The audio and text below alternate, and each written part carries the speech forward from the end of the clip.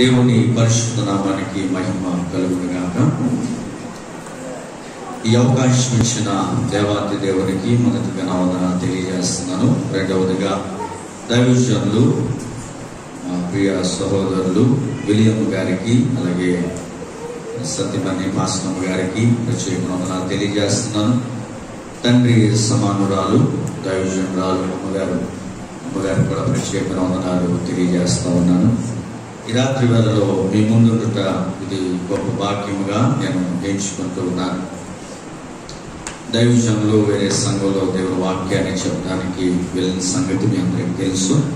ఈ రాత్రి కాల సమయంలో మరి మాకు కూడా సృజన కొడుకులు రాత్రులే జరిగితే మా నాన్నగారు నా కారణం చేత వారిని అక్కడికి పంపించి రాత్రి మీ మధ్యలోకి రావడానికి దేవుడు సహాయం చేశారు. దేవుని స్తోత్రం చెప్దాం. ఈ సృజన కొడుకులలో లేదా వాక్య ధ్యాన కొడుకులలో కొలస్సీలకు రాసిన పత్రికను మరి సంఘము ధ్యానిస్తుందన్న సంగతిని దైవజనులు తెలియజేశారు. అలాగే 6 వచనాలు నిన్న 5-6 వచనాలు దైవజనులు సుధాకరయ్య గారు ఎవరి వాక్యాన్ని ప్రకటించారని నేను విని ఉన్నాను. ఈ రాత్రి కాల సమయంలో నేను 2 వచనాలు ఈ రాత్రి నేను మీతో మాట్లాడడానికి మీ ముందు నిలవబడి ఉన్నాను. కొలస్సీలకు రాసినటువంటి పత్రిక 1వ అధ్యాయము 7-8 వచనాలు ఈ రాత్రి మనము కొద్ది నిమిషాలు ధ్యానించుకోబోతున్నాం. నేను చదువుతాను జాగ్రత్తగా. ఈ మాటలు పరిశుద్ధ గ్రంథాలు ఉన్న వారందరూ కూడా చూడాలని, నేను చదువుతున్నప్పుడు వాక్యాన్ని గ్రహించాలని ప్రభు పేరట నేను మనవి చేస్తూ ఉన్నాను. ఎపఫ్రా అను మా ప్రియుడైన తోడి దాసుని వలన మీ సంగతులను నేర్చుకుంటే అతడు మా విషయంలో నమ్మకమైన క్రీస్తు పరిచారకుడు. అతడు ఆత్మయందలి మీ ప్రేమను మాకు తెలిపినవాడు. దేవునికి స్తోత్రం చెప్తాం. హల్లెలూయా. అందరూ ఉపవాసం లేకపోతే మామూలుగా ఉన్నారు? ఉపవాసం ఉన్న అందరూ దేవునికి స్తోత్రం చెప్పండి. ఉపవాసం అన్ని నీరసంగా చెప్తున్నారు. గట్టిగా దేవునికి స్తోత్రం చెప్తాం. హల్లెలూయా. ఈ రాత్రికాల సమయంలో ఈ 2 వచనాల్లో ఒక ప్రాముఖ్యమైనటువంటి వ్యక్తిని మనము చూడగలుగుతూ ఉన్నాం. కొలస్సీలకు రాసిన పత్రిక లేదా కొలస్సీ సంఘాన్ని గురించి మనము చదువుకోగలుగుతున్నామంటే, అక్కడ ఒక సంఘం ఉంది అని మనము అనుకోగలుగుతున్నామంటే దానికి ఏకైక కారణం ఎవరు అంటే ఎపఫ్రా అని దేవుని వాక్యము స్పష్టంగా తెలియజేస్తూ ఉండే. దేవుని బిడ్డలారా, ఎపఫ్రా అపోస్తలుడైన పౌలు కొలస్సీ అనేటువంటి పట్టణానికి వెళ్ళినప్పుడు, ఆ ప్రాంతానికి వెళ్ళినప్పుడు దేవుని సువార్తను ప్రకటించుచు ఉండగా అతడు యేసు ప్రభుని తన సొంత రక్షకునిగా అంగీకరించిన వారిలో మొట్టమొదటి వాడు. ప్రస్తుతము ఈ కొత్త నిబంధనలో ఉన్నటువంటి ఈ కొలస్సీ పత్రిక ప్రస్తుత దినాల్లో టర్కీగా పిలువబడతా ఉంది. ప్రస్తుత మ్యాప్ లో ఈ ప్రాంతాన్ని మీరు చూడాలి అంటే టర్కీ అనేటువంటి ప్రాంతమే ఈ కొలస్సీ ప్రాంతం అని ప్రస్తుత దినాల్లో మనకి తెలియచేయబడతా ఉంది. దేవుని బిడ్డలారా, టర్కీ పట్టణాల గురించి మనం జాగ్రత్తగా ఆలోచన చేస్తే, లేదా ఇదివరకుగా పేరు పెట్టబడిన కొలస్సీ పట్టణాన్ని గురించి ఆలోచన చేస్తే, అక్కడ భయంకరమైనటువంటి విగ్రహారాధన కలిగినటువంటి దేశం.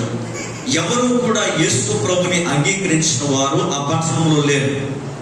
అపోస్తలుడైన పౌలు దేవుని చేత పట్టబడి తాను దేవునికి తన హృదయాన్ని అప్పగించిన తర్వాత సువార్తికుడిగా తన ప్రయాణాన్ని మొదలుపెట్టి అనేకమైన ప్రాంతాలకు వెళుతూ దేవుని రాజ్య సంబంధమైన సువార్తను ప్రకటిస్తున్నప్పుడు ఈ కొలస్సీ పట్టణానికి వచ్చిన తర్వాత అక్కడ ఈ యవనస్తుడైనటువంటి ఎపఫ్రా అపోస్తలుడైన పౌలుకు తారసపడటం, దేవుని సువార్తను ప్రకటించి ఉండగా ఎపఫ్రా తన హృదయాన్ని దేవునికి సమర్పించుకుని ఆ పట్టణంలో దేవుని నమ్మినటువంటి మొదటి వ్యక్తిగా అతడు ఎవరిని స్థిరపరచబడ్డాడు. దేవుని బిడ్డలారా, అపోస్తలుడైన పౌలు తన పత్రికలలో చాలా మందిని గురించి అతడు ప్రస్తావిస్తూ వచ్చాడు. తనతో పాటు సువార్త ప్రయాణంలో వెళ్ళినటువంటి సేలను గురించి మాట్లాడాడు. తనతో పాటు సువార్త పరిచయంలో ముందుకు వెళ్ళినటువంటి మరి తన తోటి దాసులైనటువంటి వారు అనేకుల గురించి అతడు మాట్లాడుతూ వచ్చాడు. అలాగే కొలస్సీ పట్టణం దగ్గరకు వచ్చినప్పుడు ఎపఫ్రా గురించి అతను ఎందుకు ఆ మాటలు మాట్లాడుతున్నాడో ఈ రాత్రికాల సమయంలో ఎపఫ్రాలో ఉన్నటువంటి ఆ గొప్ప గుణాలు ఏంటో ఈ రాత్రి మనము కొద్ది నిమిషాలు దేవుని వాక్యం నుండి మనం జ్ఞాపకం చేసుకుందాం. పరిశుద్ధ గ్రంథంలో దేవుడు చాలా మందిని మనకి మాదిరికరంగా పెట్టాడు. పరిశుద్ధ గ్రంథాన్ని ఊరకనే చదువుకుంటూ వెళ్ళిపోవటం కాదు, కానీ ఆ పరిశుద్ధ గ్రంథంలో దేవుడు దాచిపెట్టినటువంటి విషయాలను మనం చదువుకుని వాటి ప్రకారముగా జీవించడానికి, ఆత్మీయమైన పాఠాలు నేర్చుకోవడానికి కొందరు భక్తులను దేవుడు మన ముందు పెట్టాడు. కొత్త నిబంధనలో అపోస్తలుడైన పౌలును అధికంగా మనం చూస్తూ ఉంటాం. అలాగే తిమోతిని మనం అధికంగా చూస్తూ ఉంటాం. అలాగే యోహానును అధికంగా చూస్తూ ఉంటాం. పేతురు భక్తులను అధికంగా చూస్తూ ఉంటాం. కానీ ఈ రాత్రి నేను చదివించినటువంటి ఎపఫ్రా గురించి మీరు చదవాలి అంటే కేవలము 3 స్థానాల్లో 3 వచనాల్లో ఈ ఎపఫ్రా గురించి రాయబడుతూ ఉంది. మొట్టమొదటిది ఈ మొదటి అధ్యాయము 7-8 వచనాల్లో, రెండవది 4వ అధ్యాయము 13వ వచనము లేదా 10వ వచనం దగ్గర నుండి అతడి గురించి మనం చదువుకోగలుగుతాం. మూడవది ఫిలోమోను రాసినటువంటి పత్రికలో ఒక అధ్యాయం ఉంది. అందులో 23వ వచనంలో ఎపఫ్రా గురించి మనం చదువుతూ ఉంటాం. కానీ అద్భుతమైన విషయం ఏంటంటే అపోస్తలుడైన పౌలు గురించి తెలుసుకోవాలి అంటే 13 పత్రికలు చదవాలి. 13 పత్రికలలో విస్తరించి అపోస్తలుడైన పౌలు గురించి రాయబడింది. పేతురు గురించి చదవాలి అంటే ఏమంటే 2 పుస్తకాలు ఉన్నాయి. లేకపోతే దేవుని వాక్యంలో అక్కడ యేసు ప్రభుతో తిరిగిన దినాల్లో ఉన్నటువంటి చరిత్ర అంతా కూడా మనం చదవగలుగుతాం. అలాగే యోహాను గురించి తెలుసుకోవాలి అంటే 3 పత్రికలు ఉన్నాయి. అందులో యోహాను గురించి కొన్ని విషయాలు మీరు తెలుసుకోవచ్చు. కానీ ఎపఫ్రా గురించి ఒక పుస్తకం కూడా లేదు. ఎపఫ్రా గొప్ప అద్భుతమైనటువంటి ఆత్మీయుడు అని తెలియచేయడానికి 3 వచనాలు ఉన్నాయి. ఈ రోజున ఈ మాటలు తెలియజేస్తున్న నేను క్రైస్తవ సంఘానికి లేదా మన సంఘానికి నేను తెలియజేయాల్సినటువంటి విషయం ఏంటంటే నీవు ఆత్మీయుడు అని పేజీలు రాయక్కర్లేదు. నీ ఆత్మీయ సాక్ష్యాన్ని గురించి ఒక్క మాట దేవుడు ఒప్పుకోగలిగితే చాలు, దైవజనులు ఒప్పుకోగలిగితే చాలు. ఎపఫ్రా గురించి ఆత్మీయుడైనటువంటి పౌలు చెప్పిన సాక్ష్యము ఈ రాత్రికాల సమయంలో మనం ధ్యానం చేసుకోబోతా ఉన్నాం. ఈ రోజున అతనిలో ఉన్నటువంటి కొన్ని గుణ లక్షణాలు మనము ధ్యానించు ఈ వాక్యాన్ని మనం ముందుకు తీసుకుని వెళ్దాం. మనం ఇప్పుడు చదివితే 7వ వచనంలో ఎపఫ్రాను మా ప్రియుడైనటువంటి తోటి దాసుడు అని రాయబడింది. ఇక్కడ ఎపఫ్రా జీవితంలో, ఈ వ్యక్తి జీవితంలో మనం కనుగొనగలిగినటువంటి మొట్టమొదటి విషయం లేదా సంఘము అనుసరించి నడుచుకోగలిగినటువంటి మొట్టమొదటి విషయం ఏంటంటే అతడు తన ఆత్మీయుడైనటువంటి పౌలు దగ్గర మంచి సాక్ష్యాన్ని సంపాదించుకున్నాడు. దేవుని స్తోత్రం చెప్తా. హల్లెలూయా. మంచి సాక్ష్యాన్ని సంపాదించుకున్నాడు.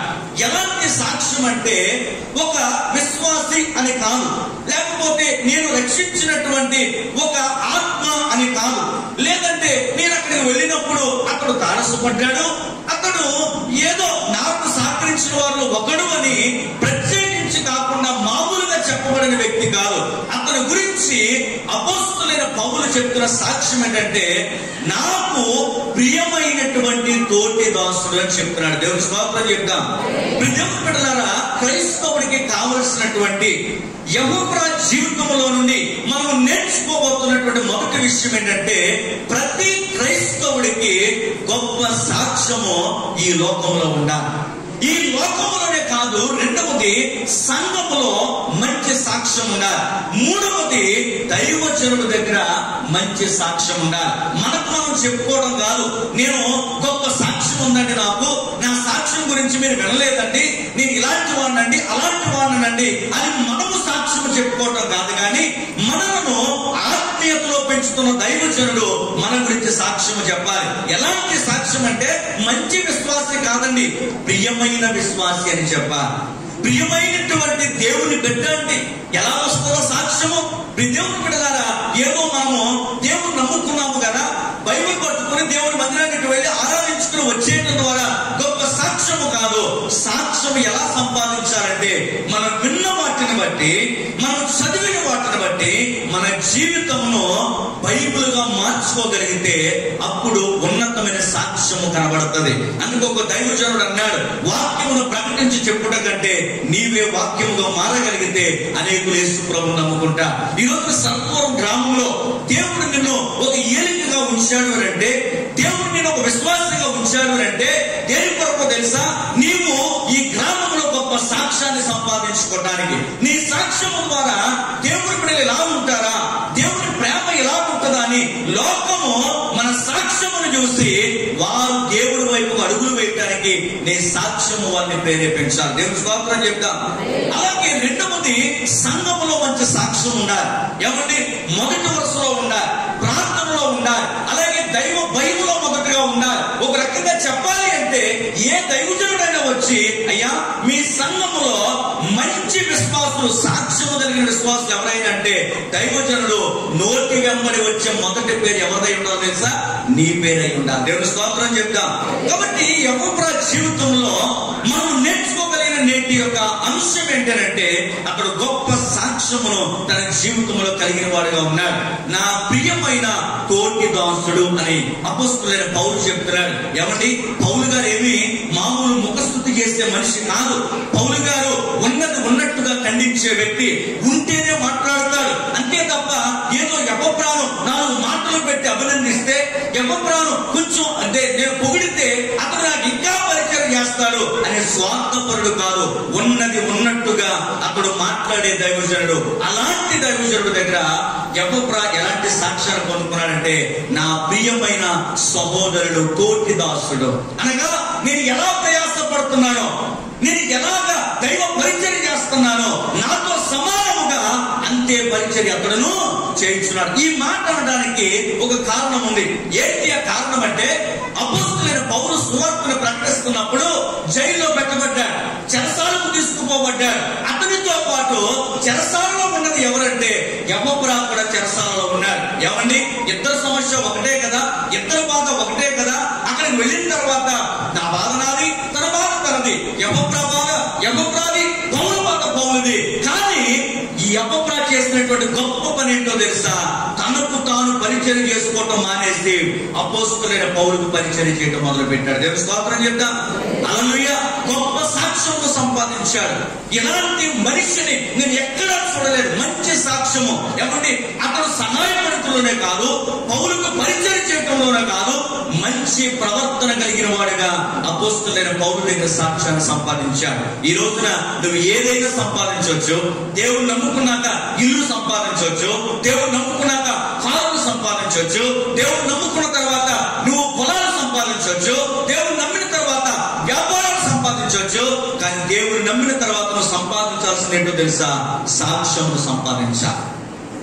నీ ఇల్లు నీతో పాటు రాదు, నీ కారు నీతో పాటు రాదు, లేదా నీ పొలం నీతో పాటు రాదు, నీ ఆస్తి నీతో పాటు రాదు. నువ్వు తీసుకెళ్ళగలిగింది ఏంటో తెలుసా? దేవుని ఎదుటికి నీ సాక్ష్యమును మాత్రమే దేవుని ఎదుటికి తీసుకెళ్ళగలవు. అందుకనే నువ్వు జాగ్రత్తగా నీ సాక్ష్యాన్ని కాపాడుకోవడానికి నువ్వు ప్రయాసపడటంలో నువ్వు ఆసక్తిని కలిగి ఉండాలి. దేవుని స్తోత్రం చెప్తాం. రెండవది, అతడు ఒక నమ్మకమైనటువంటి క్రీస్తు పరిచారకుడు. దేవుని స్తోత్రం చెప్తాం. 7వ వచనంలో అదే మాత్రం మనం జాగ్రత్తగా చదువుదాం. చూడండి అక్కడ ఏమంటున్నాడు? అతడు మా విషయంలో నమ్మకమైన క్రీస్తు పరిచారకుడు. రెండవది, అతని జీవితంలోంచి మనం నేర్చుకోగలిగిన ప్రాముఖ్యమైన పాఠం ఏంటంటే నమ్మకత్వము, అలాగే నమ్మకమైన పరిచర్య. మనుషుడు ఉన్నప్పుడు చేసేది ఒక రకమైన పరిచర్య, మనుషుడు లేనప్పుడు చేసేది ఒక రకమైన పరిచర్య. నేటి సంఘానికి యెహోవా బోధిస్తున్నటువంటి మరొక అంశం ఏంటంటే నమ్మకమైనటువంటి మనుషులుగా మనం ఉండాలి. యేసు ప్రభువు నమ్మిన తర్వాత మనలో నమ్మకత్వం కనపడాలండి. అలాగే అపోస్తలుడైన పౌలు అతను గురించి చెప్తున్న మాట ఏంటంటే నమ్మకమైన పరిచారకుడు. అనగా అర్థం ఏంటంటే సువార్తను ప్రకటించాడు. సువార్తను ప్రకటించిన తర్వాత అక్కడ యెహోవా రక్షించబడ్డాక అతనికి బాప్తిసం ఇచ్చాడు. అన్ని అయిపోయిన తర్వాత బాధ్యత అంతా ఎవరి మీద విడిచిపెట్టి వెళ్ళాడో తెలుసా? యెహోవా మీద విడిచిపెట్టి వెళ్ళిపోయాడు. వెళ్ళిపోయిన తర్వాత ఈ బాధ నాకెందుకు, ఈ కష్టం నాకెందుకు, నేను రక్షించబడ్డాను చాలులే, నేను దేవుని నమ్ముకున్నాను చాలులే, ఇంక ఊరంతా తిరిగి ఎవరు ప్రకటిస్తాడు, నా మట్టుకు నేను బ్రతికాను, నా ఇల్లు ఇల్లు రక్షించబడింది, నా భర్త రక్షించబడ్డాడు, నా పిల్లలు రక్షించబడ్డారు, సరిపోతుందిలే, పరలోకమే వెళ్ళిపోతాంలే అని ఈ రోజున నీవు నేను ఆలోచిస్తున్నామే, అలాంటి ఆలోచన ఎపఫ్రాకు లేడు. నమ్మకమైన పరిచారకుడు. ఏ సువార్తనైతే అతడు గుండెలు మార్చినాయో, ఏ సువార్త అయితే తనలో మంటలు తగిలించాయో, ఏ సువార్త అయితే తన బ్రతుకును మార్చిందో, ఆ సువార్తను నమ్మకంగా ప్రకటించడానికి లోపలికి వెళ్ళాడు. ఈ రోజు నా సేవకులు ప్రశ్న అడుగుతున్నారు, రక్షించబడి చాలా సంవత్సరాలు అయింది, నీ తరపున ఒక ఆత్మని ఎప్పుడైనా రక్షించావా? నమ్మకంగా సువార్తను ప్రకటించావా? నమ్మకంగా దేవుని మాటలు ఎదుటి వాళ్ళకి చెప్పావా? ఎంత భయం అంటే సొంత భర్తకు సువార్తను ప్రకటించలేనటువంటి విశ్వాసులు, ఇరుగు పొరుగు వారికి సువార్తను ప్రకటించలేని విశ్వాసులు. ఓ మాట చెప్తాను వినండి. నీవు కనుక నమ్మకమైన పరిచారకుడుగా ఉండుంటే, నమ్మకమైన సువార్తికుడుగా ఉండుంటే, నీ సాక్ష్యము మొదటిగా చెప్పినట్టుగా నీ సాక్ష్యము గొప్పదై ఉంటుంటే ఈ పార్టీని 3వ చర్చ కడుతున్న పాస్టర్ గారు దేవుని స్తోత్రం చెప్తాం. హల్లెలూయా. నేను ఎప్పుడు అంటూ ఉంటాను, అయ్యా దేవుడు నీకు ఇచ్చినటువంటి స్థలం ఊరకనేవలేదు దేవుడు, ఆ దైవజనుడితో ఊరకనే పంపించలేదు. ఈ దైవజనుడుగా నీకు స్థలాన్ని దేవుడు ఏదో చేయడానికి కాదు, నీ మందిరాన్ని విస్తరించడానికి దేవుడు ఆ స్థలాన్ని అలా ఉంచాడు. దేవుని స్తోత్రం చెప్తాం. మరి మందిరం విస్తరించాలి అంటే మరి మనలాంటి దేవుడు నమ్మిన వారం, క్రీస్తు పరిచారకులు, ఆత్మతో నింపబడిన వారము, ఎవరిని వెలిగించబడిన వారము మనం వెలిగితే సరిపోతుందా? ఎవరు రావాలి? అతని మీద ఎవరు లేకపోయినా, ఎవరు తనను చూడకపోయినా, ఎవరు తనను అడగకపోయినా తాను నమ్మిన దేవుని కొరకు నమ్మకమైన పరిచయం చేశాడు. యవనస్తులైన పిల్లలు, లేదా పెద్దవాళ్ళు, లేదా నడి వయస్కులు, వివాహమైన వాళ్ళు, ఉద్యోగాలు చేస్తున్నవారు, వ్యాపారాలు చేస్తున్నవారు, మీకు సమయం దొరికినప్పుడల్లా నమ్మకమైన దేవుని పని చేయడం నేర్చుకోండి. దేవుని స్తోత్రం చెప్తాం. మనం నోరు మోగపోతే మన విషయంలో కూడా దేవుడు మోగపోతాడు. నువ్వు నమ్మిన దేవుడు గొప్పవాడని ఎంతమంది నమ్ముతున్నారు చెప్పండి. నేను నమ్మిన దేవుడు గొప్పవాడని.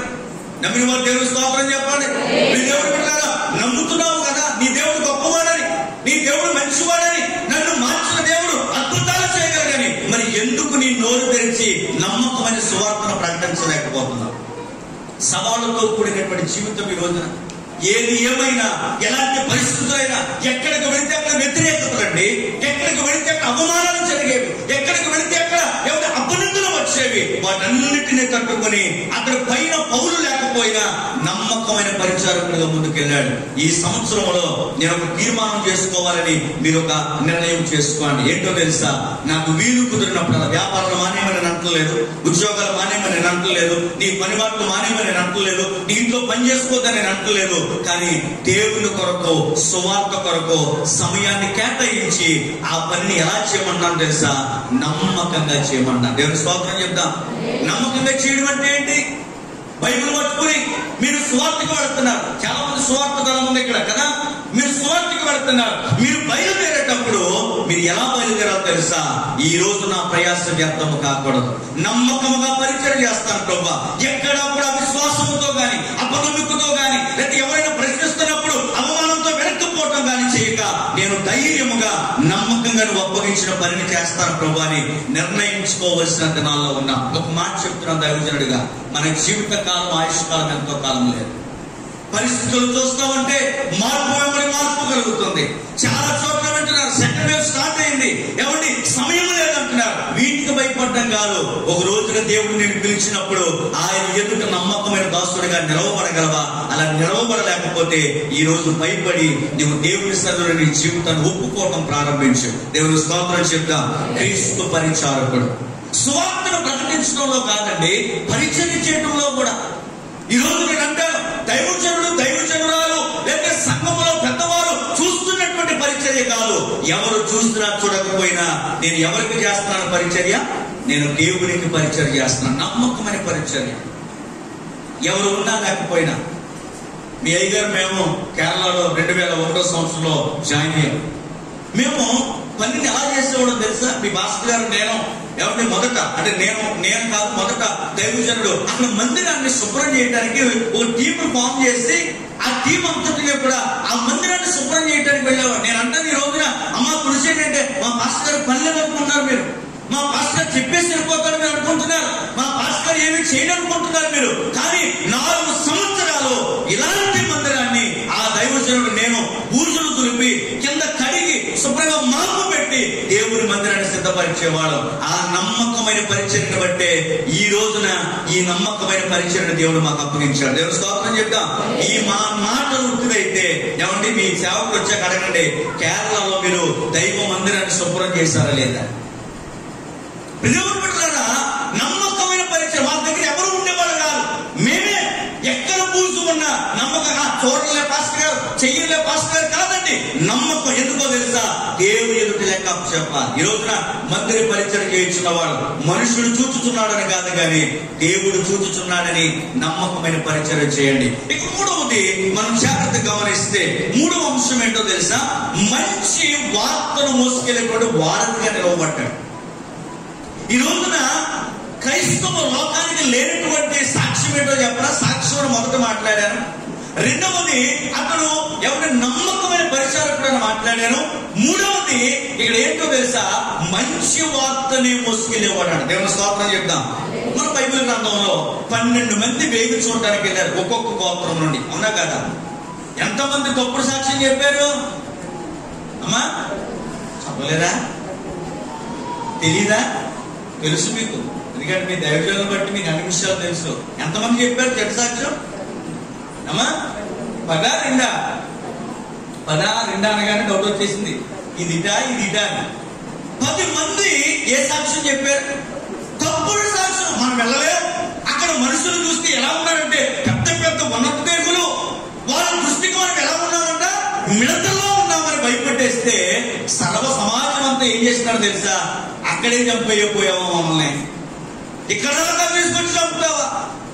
ఆ ఎర్ర సముద్రం దగ్గర చచ్చిపోదాం అనుకున్నాం, మొత్తాన్ని దేవుడు అద్భుతం చేసి ఇంట్లో దాటించాడు. తీరా ఏ వాగ్దానం చేశాడు ఆ దేశానికి వస్తే ఆ దేశం ఎలా ఉంది?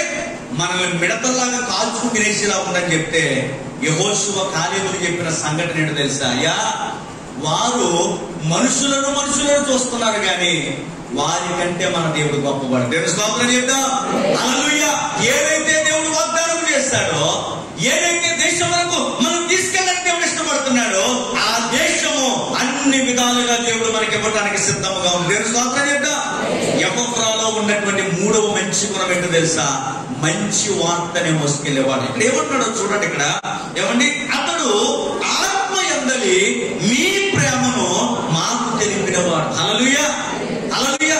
ఎన్నో కష్టాలున్నాయి, ఎన్నో ఇబ్బందులు ఉన్నాయి, చాలా మంది వ్యతిరేకించారు, చాలా మంది అతను ఎన్నో మాటలు అన్నారు. కానీ పౌలు దగ్గరికి వచ్చేటప్పుడు ఏ సాక్ష్యం చెప్తున్నాడు తెలుసా? ఆత్మ యందలి ప్రేమతో. అంటే శారీరకంగా చెప్తే 3 సార్లు చెప్పాలి. ఏమండి, సంఘంలో కూడా చాలా మంది ఉంటారు. కొంతమంది ఎలాంటి వాళ్ళు చెప్పినా ఆత్మ సంబంధంగా ఆలోచించరు. దైవజనుడు ఏది చెప్పినా శారీరకంగా ఆలోచన చేస్తారు, శారీరకమైన నిర్ణయాలు, శారీరకమైన మాటలు. అలాంటి వాళ్ళకి దైవ సంబంధమైన విషయాలు అర్థం కావు. కాబట్టి వాక్యం వింటున్న నీకు ఏ మనసుతో వినాలో తెలుసా? ఆత్మ సంబంధమైన మనసుతో వినాలి. దేవుని స్తోత్రం చెప్తా. సపోజ్ చెప్తాను వినండి, అమ్మా పలానా కార్యం చేయబోతున్నాం, మనకి ధనం అవసరం, ఇవ్వండి అని అన్నాం అనుకో, ఆత్మ సంబంధమైన వాడు ఎలా ఆలోచిస్తారో తెలుసా? అయ్యో ఇది దేవుని కార్యం, దేవునికి చేస్తే నేను దీవించబడతాను, దేవుని కొరకు చేస్తే దేవుడు నన్ను దీవిస్తాడని ఆలోచన చేస్తాడు. శారీరకమైన సంబంధమైన వాడు ఏం చెప్తాడు తెలుసా? ఎప్పుడు మా పాస్టర్ గారికి చెప్పండి, మీరన్న మాటలే, నేనంటున్న మాటలే కాదు, నీ హృదయంలో తలపోసుకుంటున్న మాటలే. ఏ దైవజనుడు కూడా ఎవరి సొంతములకు కాదు, లేవండి ఇక ఇహపరమైన అవసరతల కొరకు కాదు, ఏది అడిగినా నువ్వు ఆత్మ సంబంధమైన కోణంలో ఆలోచించాలి. ఈ మాట చెప్తాను, జాగ్రత్తగా వినండి, పేరుకు ఆలోచించకండి. ఒకవేళ దైవజనుడు సొంతమునికి అడిగినా నువ్వు మాత్రం ఆత్మీయంగా చేయి, నువ్వు మాత్రం ఆత్మీయంగా చేయి. నీవు దేవుని ఎదుట నువ్వు లెక్కప్పు చెప్పినప్పుడు, దైవజనుడు అడిగినప్పుడు నువ్వు ఎందుకు ఇవ్వలేదని నిన్న నీ మీద మాపోతూ ఏదైనా జరగని నీవు మాత్రం ఆత్మ సంబంధంగా చేసే రెండవ లెక్క దైవజనుడు అప్పు చెప్పుకుంటాడు. దేవుని స్తోత్రం చెప్తాం. నేనైనంతే, మీరైనంతే. ఇక్కడ చూడండి, ఆత్మ సంబంధమైన ప్రేమను కనపరుస్తూ ఉన్నాడు. ఎన్నో సమస్యలు ఉన్నాయండి అతనికి, ఎన్నో ఇబ్బందులు ఉన్నాయండి అతనికి, ఎన్నో కష్టాలు ఉన్నాయండి అతనికి. కానీ ఆత్మ సంబంధంగా ఏం చెప్తున్నాడు తెలుసా? అయ్యా అందరూ కూడా మిమ్మల్ని అడిగినట్టు చెప్పారయ్యా, అందరూ మిమ్మల్ని బట్టి సంతోషంగా ఉన్నారయ్యా. ఏమంటున్నాడు చూడండి, మీ వాళ్ళు ఏమంటే ఆత్మ సంబంధముగా మీ ప్రేమను మాకు తెలిపాడయ్యా. అంటే ఎంత చక్కగా చెప్తున్నాడంటే, అక్కడికి లెటర్ వెళ్ళిన తర్వాత, ఉత్తరం వెళ్ళిన తర్వాత చదువుకున్నారంట. ఇదేంటి, మనం ఎన్నోసార్లు ఎఫ్రాను తిట్టాము కదా, ఇబ్బంది పెట్టాము కదా, పౌలు ఏమండి ఎంత చక్కని వాడంటే కష్టాలను కడుపులో దాచుకుని ఆత్మతో కూడిన ప్రేమను బయటకు చూపిస్తా ఉన్నాడు. దేవుని స్తోత్రం చెప్తాం. ఈ రోజున సంఘం నేర్చుకోక విషయాన్ని ఇహపరమైన ఆలోచనలతో ఇహపరమైనటువంటి ఏమంటే మాటలతో నువ్వు ఎదుగుట కాదు, ఆత్మ సంబంధమైన ప్రేమలోనికి నువ్వు రావాలి. ఈ రోజున ఒక రకంగా చెప్పాలంటే శారీరకమైన విషయాలు దొరలేదంటే ప్రతిదీ ఆత్మ సంబంధంగా ఆలోచించాలి, ప్రతిదీ కూడా ఆత్మ సంబంధంగా తీసుకోవాలి. ఓ పని చెప్పినా అంటే ఓ పరిచయం అప్పగించినా లేకపోతే ఏదైనా సరే మేము మాట చెప్తాను వినండి. మేము ఎక్కడైనా కలిసినప్పుడు మా సంఘం ఇలా జరిగిపోయింది ఇలాగ అనేసారు అలాగే ఎప్పుడు మేము మాట్లాడతాం. కారణం ఏంటో తెలుసా? ఏ సమస్య వచ్చినా అది గుండెల్లో దాచుకుని సంఘము పట్ల ప్రేమతో మరలా తిరిగి రేపటి దినాన వాక్యం సిద్ధపరిచి మీ కొరకు తీసుకొస్తాం. ఒకవేళ మేము శారీరకంగా ఆలోచన చేస్తే మేము కూడా మీ మీద కోపతాపాలు పెట్టుకుంటే దేవుడి వాక్యాన్ని అందించగలమా? దేవుడి వాక్యాన్ని బలిపెట్ట మీద ప్రకటించగలమా? అందుకని దేవుడి సేవకులుగా మేము ఆత్మ సంబంధమైన ప్రేమను పంచుతున్నప్పుడు శారీరకమైన విషయాలన్నీ పక్కన పెట్టి ఆత్మ సంబంధమైన ప్రేమను కనపరిచిన యెహోవా జీవితాన్ని మనం మాదిరిగా తీసుకోవాలి. దేవుని స్తోత్రం చెప్తాం. ఇక 4వ అంశాన్ని మనం జాగ్రత్తగా చూద్దాం. చూడండి, ఇక్కడ మనం జాగ్రత్తగా గమనిస్తే యెహోవా జీవితంలో ప్రార్థన అనేటువంటిది ప్రాముఖ్యంగా ఉంది. కొలస్సీయులకు రాసిన పత్రిక 4:12 దయచేసి ఎవరన్నా చదవండి. 4:12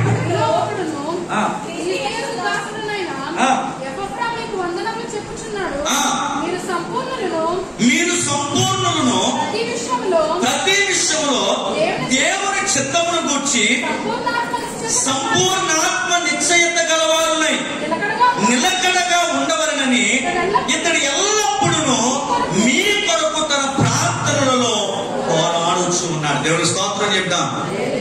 3 వచనాలే గాని ఎన్ని నేర్చుకున్నాము? ప్రియమైన తోటి దాసుడు అంటే మంచి సాక్ష్యమును సంపాదించినవాడు. 2వది నమ్మకమైన పరిచారకుడు, ఎవరు ఉన్నా లేకపోయినా తనకు అప్పగించిన పరిచయం నమ్మకముగా చేసినవాడు. 3వది ఏంటో తెలుసా? ఎలాంటి నిందలు వచ్చినా శారీరకమైన విషయాలు కాక ఆత్మ సంబంధమైన ప్రేమను చూపినవాడు. 4వది ఏంటో తెలుసా? నిత్యము ప్రార్థన పోరాటము కలిగినవాడు. ఈ రోజున సంఘానికి ఉండాల్సింది ఏంటో తెలుసా? ప్రార్థన పోరాటం. అంటే ప్రార్థన కాదు, ప్రార్థన కాదు, ప్రార్థన అందరూ చేస్తారు.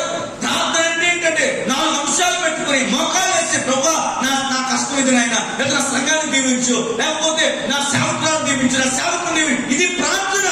ప్రార్థన పోరాటం ఏంటో తెలుసా? ఆ కార్యములు దేవుడు చేసే వరకు దేవుని కాళ్ళను యాకోబు పట్టుకున్నట్లుగా పట్టుకుని గోజాడేవాడు కావాలి సంఘంలో. దేవుని స్తోత్రం చెప్తాం. ఈ రోజున నేను బాగున్నానని అనుకోవద్దు. అతడు చూడండి ఏం చేస్తున్నాడో చూడండి. మీరు సంపూర్ణులను ప్రతి విషయంలో దేవుని చిత్తమును కూర్చిన సంపూర్ణాత్మ నిశ్చయత కలవాలి, నిలకడగా ఉండాలని. అంటే అర్థం ఏంటి?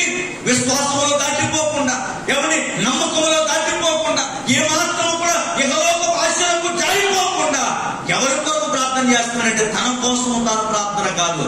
ఎవరి కోసం చేస్తున్నాడు? వాళ్ళందరి కొరకు, కొలస్సీలో ఉన్న విశ్వాసులందరి కొరకు ఎలా ప్రార్థన చేస్తున్నాడో తెలుసా? ఎలా ప్రార్థన చేస్తున్నాడండి? ప్రార్థనలో పోరాటంతో కూడినటువంటి ప్రార్థన. కార్యాలు జరగట్లేదండి పాస్టర్ గారు, సమస్యలు అలాగే ఉండిపోయండి, కష్టాలు అలాగే ఉండిపోయండి.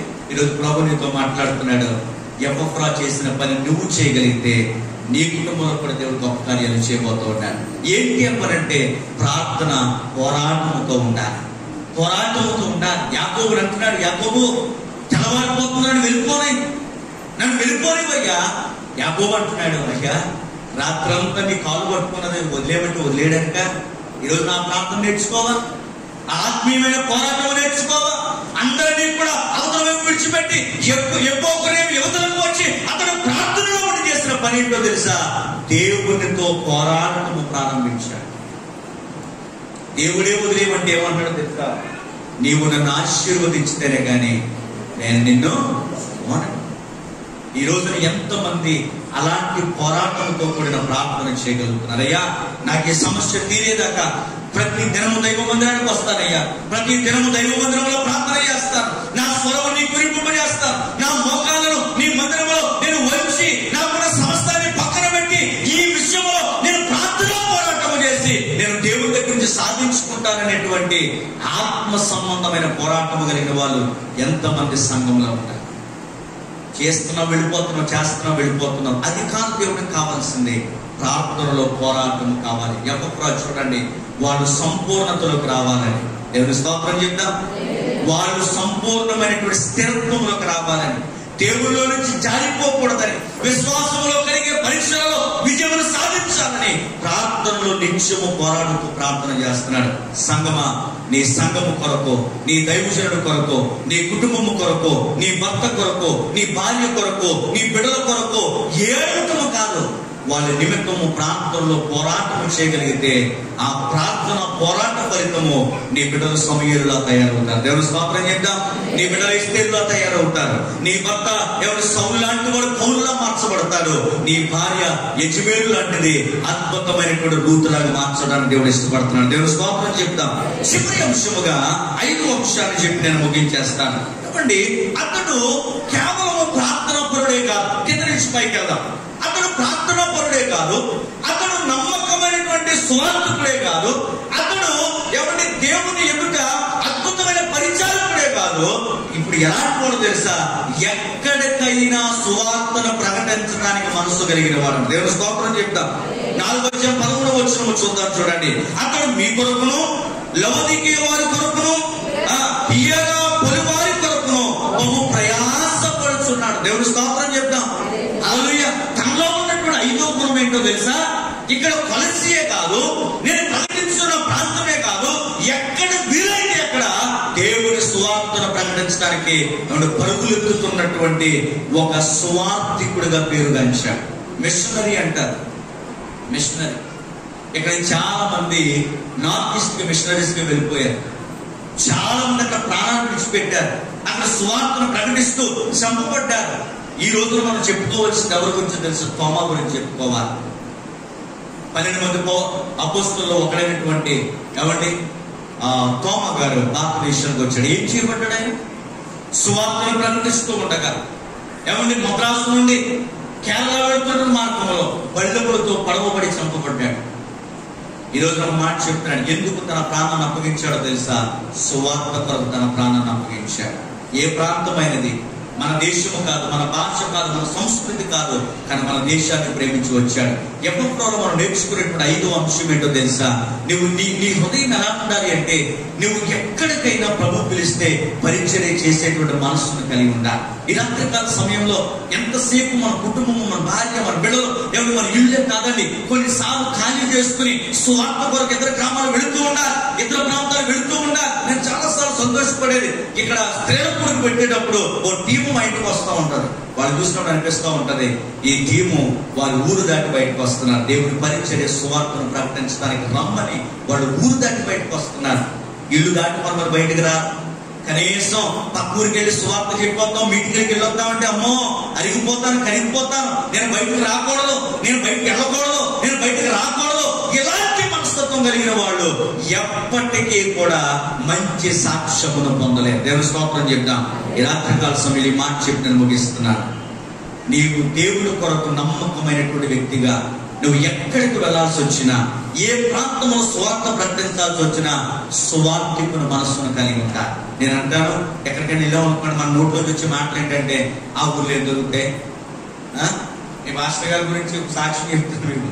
ఎక్కడి నుంచి ఎవరు ఫోన్ చేసినా బాబు తాండ్ర పంపించు, మరి ఊరికి ఫేమస్ ఏంటి తాండ్రే, ఈయనేమో 2 కేజీలు 3 కేజీలు కొనేసి పంపించేస్తుంటారు. వాళ్ళు వచ్చినప్పుడల్లా చక్కగా తిని చేపలు కొనుక్కుని ఈయన కొని ఆ సేవకులను ప్రేమించాలి, ఆ సేవకులు ప్రభు పేరిట దీవించాలి, వాళ్ళు ఎక్కడికి వెళ్ళినా దేవుడి ప్రేమ గురించి చెప్పుకోవాలని ఏమంటే చాలా ప్రాంతాలకు పంపించారు. నేను ఒక మాట చెప్తున్నాను వినండి,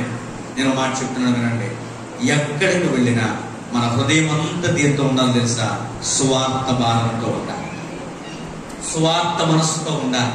ఎక్కడికి వెళ్ళినా దేవుడి గురించి మాట్లాడాలి, ఏ ప్రదేశమైన దేవుడి గురించి మాట్లాడాలి, ఎలాంటి సంఘటన దేవుడి గురించి మాట్లాడాలి. చావైనా, మరణమైనా, లేకపోతే వివాహమైన, ఈ స్తుతికుడికైనా నువ్వు దేవుడి గురించి మాట్లాడినప్పుడు మాత్రమే నువ్వు నిజమైన సువార్తికుడు అని దేవుని వాక్యం చెప్తా ఉంది. కాబట్టి ఎఫ్రా మంచి సాక్ష్యమును కలిగిన వాడు, నమ్మకమైన పరిచారకుడు, మంచి వార్తను మోసుకెళ్లేటువంటి మనస్సు కలిగిన వాడు, ప్రార్థనాపరుడు. అలాగే ఎక్కడికి వెళ్ళినా సువార్తను ప్రకటించడానికి వేరే ఆలోచన లేకుండా సువార్తనే ప్రాముఖ్యంగా మననం చేసుకుని పరిగెత్తిన వాడు. ఈ రాత్రికాల సమయంలో మంచి విశ్వాసిగా, రేపు దేవుని ఎదుట నమ్మకమైన సాక్షిగా ఉండాలి అంటే దేవుని ఎదుట నీకు కావలసినటువంటి అంశాలు ఇవే, సాక్షి మీరే. దేవుని మాటలు దీవించునుగాక.